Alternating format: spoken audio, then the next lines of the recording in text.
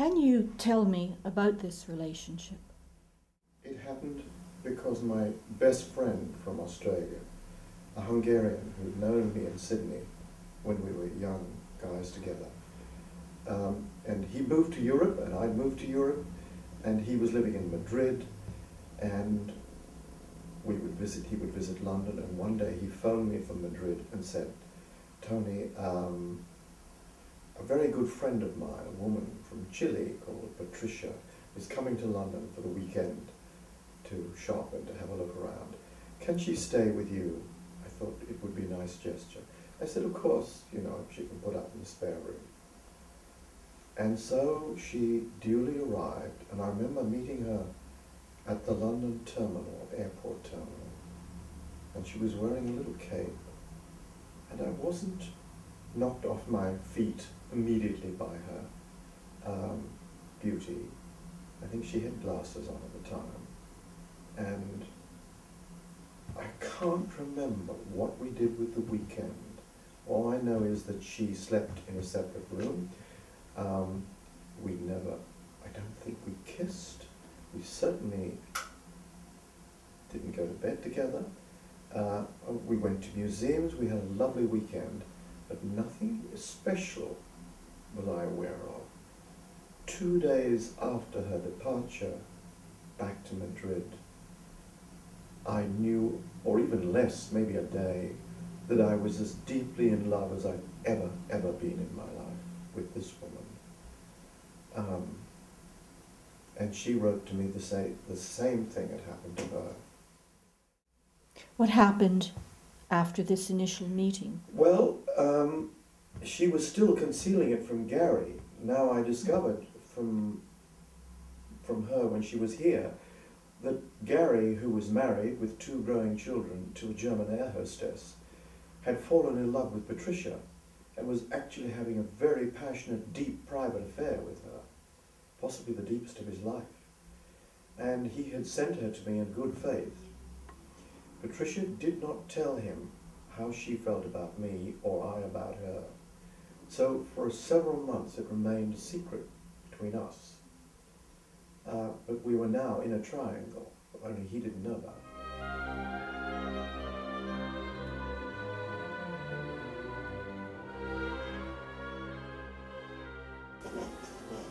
What were the circumstances and the background to that meeting? It was actually the last Sunday of the month, and on the last Sunday of the month, 2 tutors at school always had a dinner, which they would invite a couple of students and some journalists and art people. And so it was getting a bit late, and I dressed up as something really dreadful and set off to Doughty Street. And everybody else had started dinner by that time, so I was sort of last there, and I was given a seat at the end of the table, and I was told afterwards I leaned straight across my next door neighbour, who was a lady talking to a very nice looking man. I leaned straight across her and looked at the very nice man, and I said, "Well, who are you?" And I leaned right across her, you know, totally ignoring her, and straight at this newcomer, and I was, you know, quite blatant about it, I suppose. And I just recognised somebody there that I'd kind of been wondering, you know, where was he all this time? And there he was. And the rest of the evening passed, quite a long evening, and he was tired and looked quite beaten up, really, and I suppose that was part of the attraction. What did you recognise? I suppose a sort of tiredness and somebody looking desperately sad and just beaten up generally, and so I suppose I thought I could do something about that. Anyway, so before he went, he took my number, and I sort of knew that he would call, but the evening went on into other things, and I think I went off drinking with somebody, and in the course of the evening, and they said, "Well, who is that grey-haired guy you're talking to?" And I said, "Well, it's curious to say this, but, you know, I think I'll probably end up marrying him.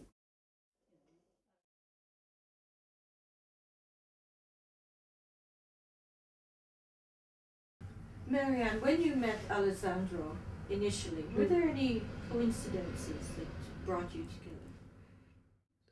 I was traveling to India. I went to India alone and without any specific plan, and I just kind of I took the bus in the morning, and halfway through or during the journey I was sitting next to a woman with a child, an Indian woman, and she said, you know, where are you going? And I said, I'm going to Hampi. You know, I don't know why I go there. I've been told it should be nice to go there. But I had to change halfway through. It wasn't a direct bus.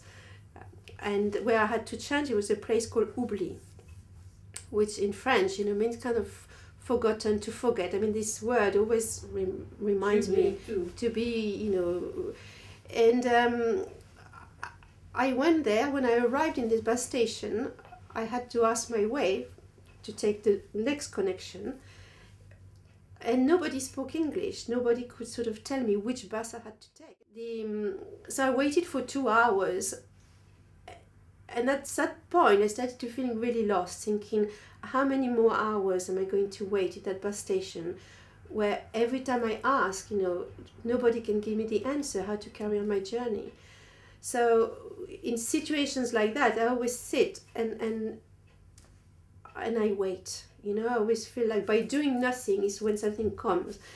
So I waited, and suddenly, about after 2 hours, I saw these two men coming my way, arriving, you know, both tall and tanned, and I thought they were Spanish. I realized they were not Indian, so I thought at least I can speak sort of maybe in English with them. So, and as soon as, so one was Alessandro, the other one was Piero, and as soon as I saw Alessandro coming my way, I had very strong feeling for him. You know, I just kind of, yeah, it's like I fell in love with him, but it's not like he was sort of incredibly kind of, you know, good looking or whatever. It's just like this man felt like very, I recognized him in some way. And About a month or two later, she said, I'm coming to Portugal, to Europe. Why can't you join me in Portugal? And we'll have a holiday together. Gary still didn't know.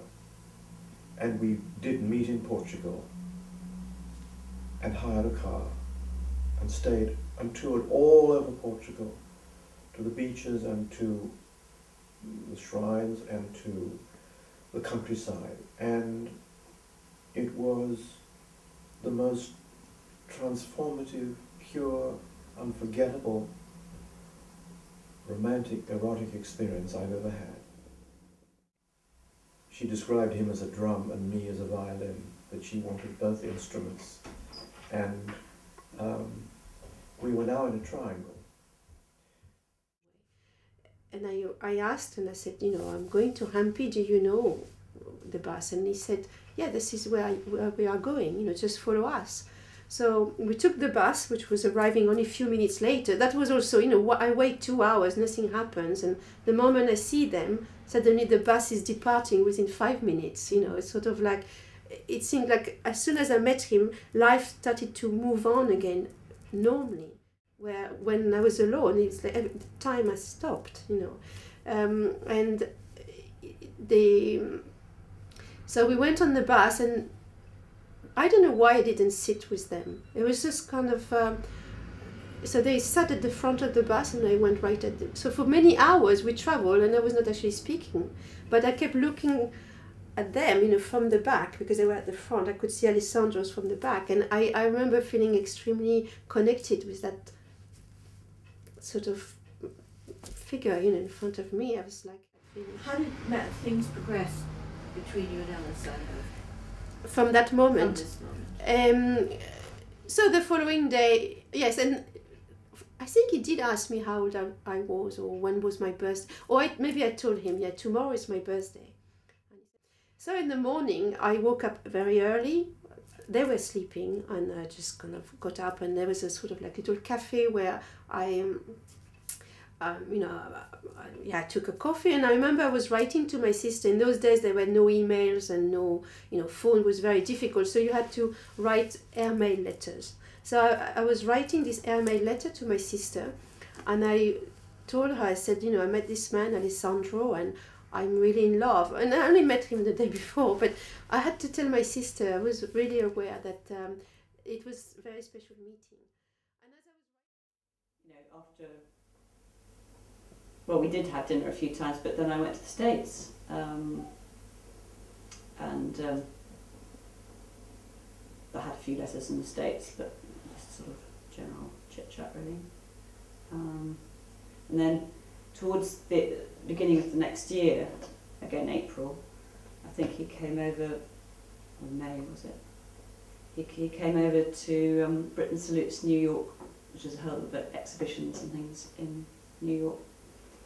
And I met him off the plane.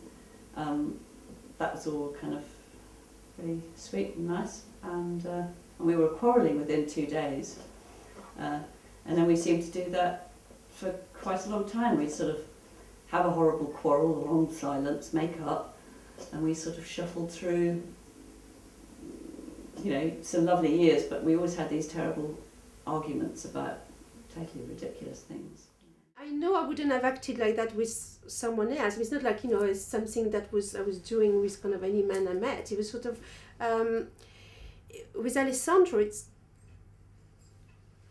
I just loved him from the moment I saw him. So whatever, was happening, I was embracing it sort of very naturally. And straight away he said to me, look, I want to show you, the Himalayas.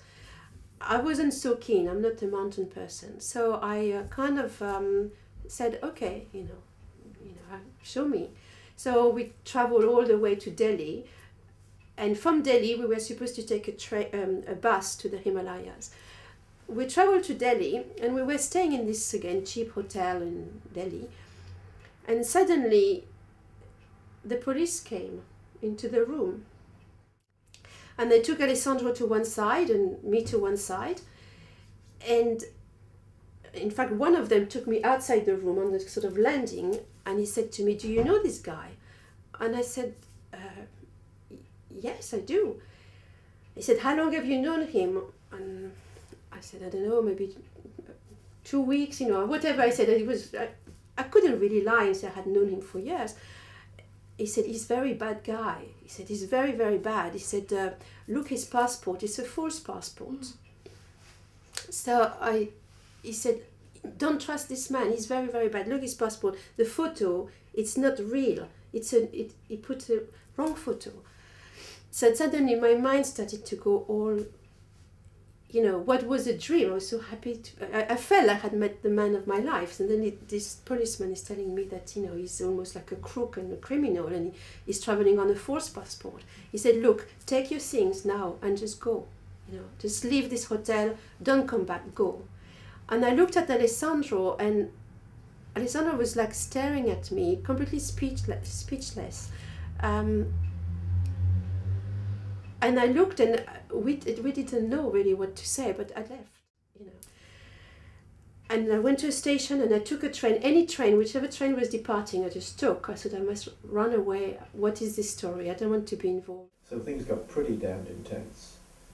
I never felt jealous because I knew, this is strange, that she loved me in a way that was quite different from the way she loved him, that I engaged a different part of her. It wasn't that she was religious. I don't think she had any idea of how my love for her had expanded into something so much bigger. To this day, I don't think she knows.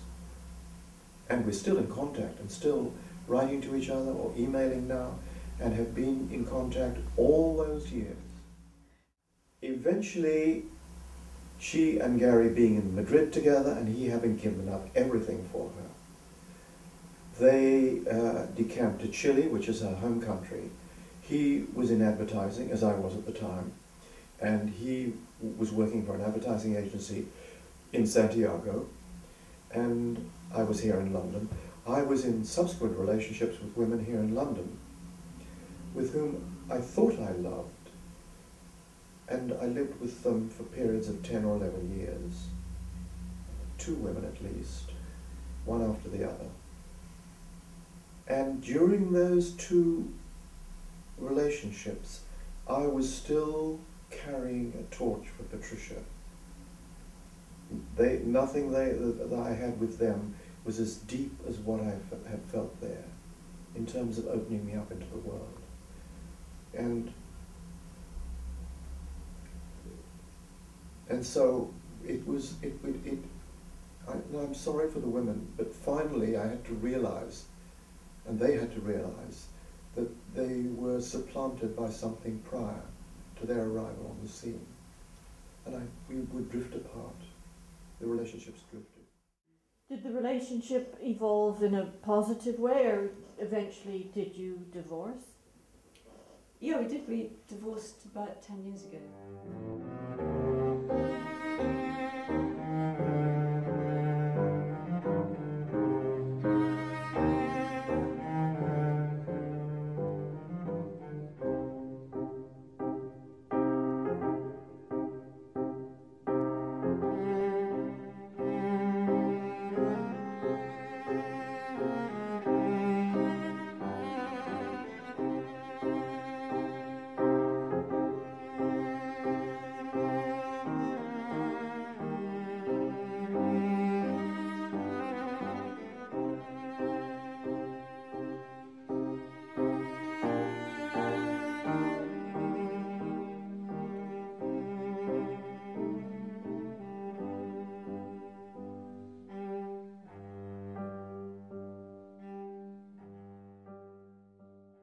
Presumably, Gary and Patricia married in Chile. They did marry in Chile and had 2 daughters. She'd had a son by a previous relationship before Gary, a marriage. And Gary has since died about 20 years ago. Suddenly, he burnt out. He was one of those personalities who burn out young. And we have been corresponding since, and there she lives, and now I live here. And it took me, this train was going to Agra, which was like 3-4 hours from Delhi. So I went to Agra, checked into a hotel. My mind was not functioning anymore. I just didn't know what was happening. You know, it's sort of like, I went to see the Taj Mahal the following day just to give me the opportunity to do something, but I didn't really care. And then I thought, how come this story, this man I met, it's obvious we're supposed to be together, and he has to stop so suddenly with this police, you know, coming to the hotel. And I was very disturbed because I didn't want to be in India anymore at that stage. You know, I just thought, why should I carry on? What happened? So I stayed in Agra for one night, and the following day, my heart was saying, go back to Delhi, you know, just go back. So I go back to Delhi, go to the hotel, and they told me, well, no, he went away with the police, you know, maybe he's in prison. So I checked into this hotel, and then it was suddenly 9 o'clock in the evening, and I had this urge to go to the bus station, which was very far away. You had to go through the old town of Delhi. And in India, you know, that the old town is very, at night there's no light, it's very dark, it's very, and there's no foreigners. And I don't know why I had to go to this bus station. And I went there without any luggage. I left everything in the hotel. And I remember I just had a scarf and I covered myself like that, so only my eyes could show. And I walked for maybe an hour and a half through this kind of old town and trying to not to be recognized. I didn't know exactly where the bus station was, but for some reason I had to go there. And I remember as I walked in the dark, you know, through this old city, there were men actually touching me. And normally in India, I never have this problem. I don't have any, there's nothing sort of sexual sort of bothering me. But that moment, for some reason, as it was very crowded, it's very crowded in India. There was like men, you know, kind of touching me, and it's like I felt I had to push my way through this kind of crowd late at night, trying to be, you know, all wrapped up. And I arrived in the bus station, and very crowded, you know, everything is crowded there.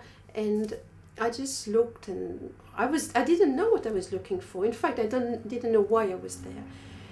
And suddenly Alessandro came, and he said, "What are you doing here?" And I said, "What are you doing here?" I said, "You were in prison." And he said, "Actually, in 5 minutes, my bus is departing for the Himalayas." He said, and I said, "Well, what do you want to do? I mean, either you go now." He said, "No, I'm not going, I'll come back with you." So he left his bus, and we went back to the hotel in Delhi. And he said to me, "Why did you leave?" And I said, "Well, they told me you were a bad person. They showed me your passport, you had a false photo." He said, "But it was all, nothing was right, it was all wrong. It was just like they were making it up. Couldn't you see?" And I said, "I don't know, maybe I couldn't, but I got very, I don't know, I couldn't function anymore when this police told me that." And I said, "What happened to you?" And they said, "Well, they just asked for money, bakshish, that's all they wanted, and then they left me alone." And he said, "But you had gone, I had no idea how to contact you. For me, I didn't know if I would ever see you again." How long ago did this happen? 19 years ago. And you still together? Yes, yeah. Yes, because, so then we went to Manali in the Himalayas, and then everything kind of felt secure. But on reflection, what do you make of it all? Well, I make that we were definitely meant to be together. We were meant to meet, and I think no matter the circumstances, even if, say, that couple hadn't asked me to stay in their house, for the night and all that, there would be another situation where we would have met. We had to meet, and it happened. It was that day and that place. But I think we would have met anyway. We were meant to meet in this life. Yeah, this is for sure. Does Alessandro feel the same? I think so. Yeah.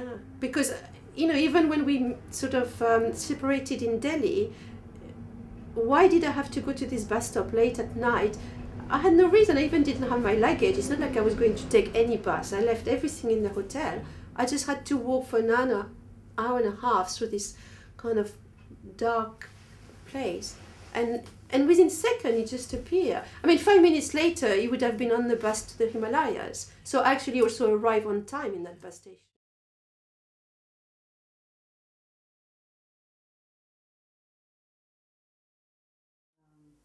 But obviously, as we got children, we still see each other quite a lot. Yeah, it did. It ended quite nastily in a way. So there wasn't any promise of a rose garden, and there were quite a lot of rose garden moments, I have to say. Lovely times, lovely trips, fun had, building a house together, doing a load of things together. Having 2 children together. Well, all of that, and a really fantastic, wonderful father. So lots of good came of it. On reflection, would you choose the same man? Yeah, I would probably. Which is ironic because there's so much unhappiness and stifledness there. But yeah, I would choose the same person. What drew you to him initially? Can you remember what it was about him that attracted you? I suppose just the look of, there'd be a big snort if, anyone heard this, but it was like, somebody who looks desperately weary and beaten up and but doing terribly interesting and difficult things. And I don't feel I handled it terrifically well myself either. And then it was our 10th anniversary, and we went out for dinner, and it was just the most dead dinner I've ever been to. Talk about nothing to say. We were just 2 people sitting eating food together, and it was like really appalling. Would you follow your instinct again, do you think? Or is it something perhaps beyond instinct that drew you to cross that table to ask? I don't know. I think it takes a certain amount of courage to get out of things as well as getting in them, and something has to bounce you into that. Mm-hmm. And when you're very cowardly, you get sort of a bit sluggish and sort of indrawn and unhappy. And cowardly and unhappy people don't jump ship, they just sort of sit there like that. So I suppose it was on a blaze of happiness that I swept out beaming, looking all pleased with myself, and you know, did something absolutely appalling, if you like, you know. But you know, it's been quite damaging, really. But then having nothing is damaging as well. So you know, having too much stuff is just how it goes. I see other people in the same boat, where one person becomes a bit dependent, and then they can't dig themselves out of that, and that's a bad relationship, really. You know. Okay. That's all. Thank you so much.